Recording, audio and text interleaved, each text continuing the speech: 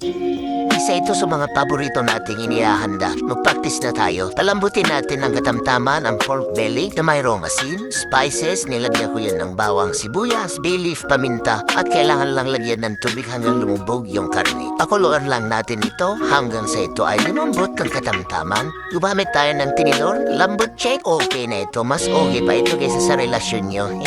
Kailangan lang natin palamigin, hangin natin. Ayan, nanginginig ang laman at ang taba na pupuro days. O kailangan lang natin palamigin ito. Tusok-tusukin natin yung balat para pag nilagyan natin ng asin mamaya ay manonood po yung kanyang alat. Pagkatapos natin yan hanguin at tusok-tusukin ng balat, kailangan lang natin punasan yan ng tissue at try natin. Ang maganda dito sa ginagawa natin in less than 1 hour, meron na tayong lechon kawali at wala tayong gagamiting mantika. Iwas talsik ka pa. Dahil ready na ang ating karne para palamigin, ihanay lang natin sa plato, lagyan muna natin ng kosher salt at imasahin natin para manood naman yung alat konti para may lasa ito. Pagkatapos ay binalot ko ito sa foil para pag niluto natin maya-maya ay yung balat lang ang may expose sa init at yung sa loob naman niya ay maluluto na maayos at hindi maninigas o magtitigas ang laman. Pagkatapos ko palamigin ng 2 to 6 hours, ready na ito. Preheated na yung ating air fryer at inilagay na natin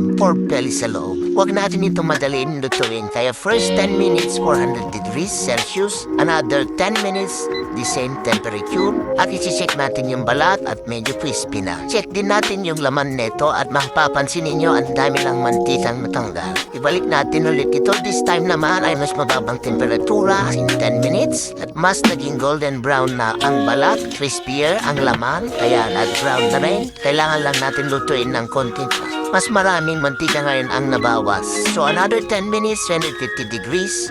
Kung mapapansin ninyo, mas maraming tumutok na sa balat neto. At syempre, nanginginig na naman yung taba neto. Ayan no, maraming mantika ang nabawas. At ready na natin itong hiwain.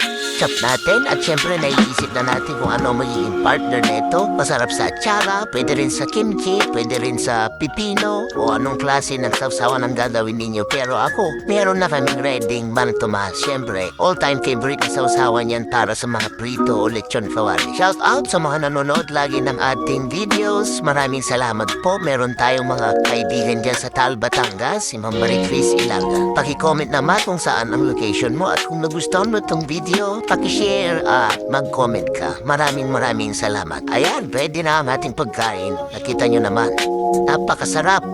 At meron tayong kimchi at sawsawan ng Mang Tomas. Perfect match.